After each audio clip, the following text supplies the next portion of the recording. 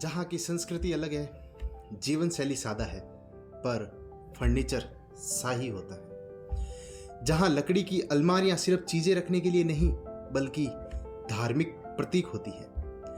आज हम आपको लेकर चलेंगे भारत के सबसे ऊंचे, सबसे ठंडे क्षेत्र लद्दाख की ओर। नमस्कार दोस्तों, आप देख रहे हैं द ट्रेंडिंग फर्नीचर चैनल, जहां लकड़ी की हर रेखा, हर रंग और हर डिजाइन हमें इतिहास की ओर ले जाती है। तो चलिए चलें लद्दाख के फर्नीचर की इस बर्फीली मगर गर्म यात्रा पर।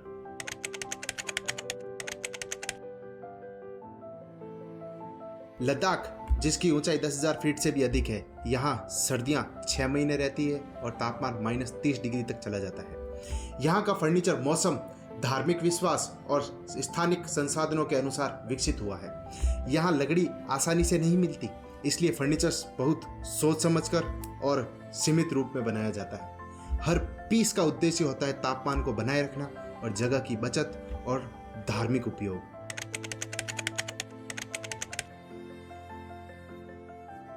लद्दाख में स्थानीय पेड़ बहुत कम होते हैं, इसलिए फर्नीचर के लिए लकड़ी अक्सर बाहर से आती है, जैसे जम्मू कश्मीर, हिमाचल प्रदेश, नेपाल से देवदार, चिनार और अखरोट जैसी लकड़ी आती है। स्थानीय तौर पर यहाँ लकड़ी के लिए झाड़ीनुमा झाड़ियाँ और पुराने घरों से पुनः उपयोग की गई लकड़ियों का यूज किया जाता है। लद्दाख रिसाइकलिंग परंपरा का हिस्सा है। एक लकड़ी का टुकड़ा कई पीढ़ियों तक उपयोग होता है।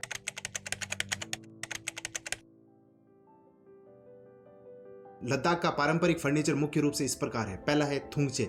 यह है कम ऊंचाई वाले लकड़ी के अलमारी नुमा सेल्फ, ऊपर से चटकीले रंग के और बौद्ध चित्रकारी होती है इनके ऊपर, जैसे बुद्ध, मंडला और प्रतीक चिन्ह। चौथे, छोटी फोल्डिंग टेबल, जिसे भोजन, ध्यान और धार्मिक अनुष्ठान के लिए प्रयोग किया जाता है। मोटिफ, हाथ से बने ड्रैगन, वज्र और लोटस के फूल होते हैं इसके ऊपर। खदेन, फर्श पर बैठने वाला गद्देदार आसन, जिसके नीचे लकड़ी का सपोर्ट होता है। पारिवारिक बैठक और भोजन के लिए इसका उपयोग किया जाता है। इन फर्नीचर का डिजाइन ऐसा होता है कि वह छोटे कमरे में सर्दियों में गर्माहट और बहुउपयोगिता दे सके।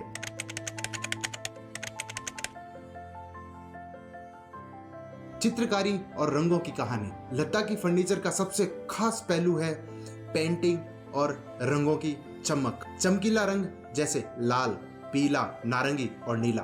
पारंपरिक पेंट प्राकृतिक खनिज और पौधों से बनाए जाते हैं। हर चित्र एक प्रतीक होता है। लोटस पवित्रता का प्रतीक होता है, ड्रैगन शक्ति का प्रतीक होता है, मंडला आध्यात्मिक संतुलन का प्रतीक होता है। चित्रकारी आमतौर पर महिला कारीगरों द्वारा की जाती है, जो इसे पीढ़ी दर पीढ़ी सीखती है और आगे भी सिखाती है।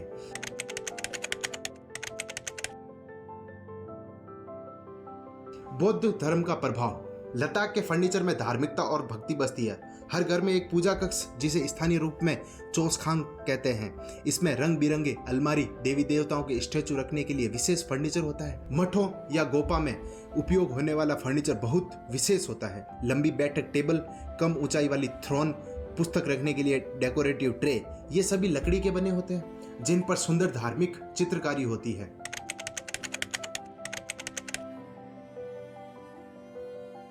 कैसे बनता है लद्दाखी फर्नीचर? सबसे पहले लकड़ी की सफाई और शाइनिंग, उसके बाद पारंपरिक औजारों से कटिंग और जॉइंटिंग, जिसमें नाक और लकड़ी की कीलें यूज की जाती है। तीसरा है चित्रकारी द्वारा डिजाइन तय करना और स्केचिंग करना। चौथा हैंड पेंटिंग, 4 से 5 लेयर में इसके ऊपर रंग किया जाता है। अंत में आता है तिब्बती वार्निश या तेल। एक अलमारी को बनने और रंगने में 15 से 20 दिन तक का समय लग सकता है। अब बात करते हैं कुछ रोचक तथ्यों की। लद्दाख के कई घरों में 200 साल पुराने फर्नीचर अभी भी उपयोग में हैं। कुछ फर्नीचर पीस तिब्बत से पैदल चलकर लाए गए हैं। पारंपरिक लद्दाखी फर्नीचर को यूनेस्को द्वारा इंटेंजिबल कल्चरल हेरिटेज के रूप में मान्यता मिली है। हेमिस फेस्टिवल के दौरान बनाए जाने वाले विशेष फर्नीचर सिर्फ एक बार उपयोग होते हैं, फिर उन्हें मंदिर में रख दिया जाता है।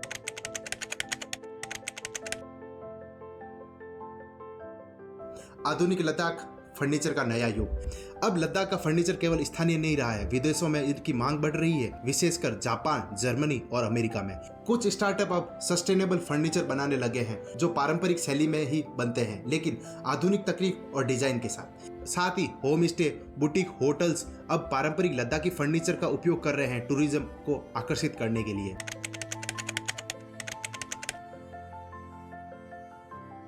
भविष्य की चुनौतियां और उम्मीदें।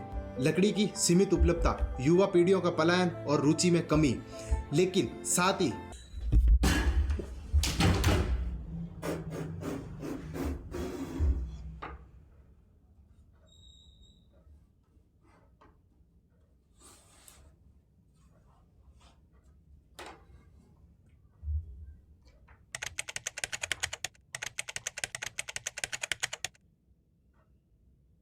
भविष्य की चुनौतियां और उम्मीदें। लकड़ी की सीमित उपलब्धता, युवा पीढ़ियों का पलायन और रुचि का कम होना, लेकिन साथ ही भारत सरकार और एनजीओ द्वारा हस्तशिल्प स्कूल, ट्रेनिंग सेंटर और ई कॉमर्स प्लेटफॉर्म का उपयोग, Ladakh art and media organisation लामोद जैसे समूह पारंपरिक फर्नीचर कलाओं को डिजिटल मंच दे रहे हैं। तो दोस्तों, ये था लद्दाख के पारंपरिक फर्नीचर का इतिहास, जहां हर लकड़ी में पहाड़ की ठंडी हवा है और हर रंग में बौद्ध प्रार्थना की गर्माहट। अगर ये वीडियो आपको पसंद आया हो तो लाइक करें, शेयर करें, सब्सक्राइब करें द ट्रेंडिंग फर्नीचर चैनल को। और हाँ, कमेंट में बताएं क्या आप लद्दाख के ऐसे किसी फर्नीचर को देख चुके हैं जिसने आपको चौंका दिया हो। नमस्कार, जय हिंद, जय भारत।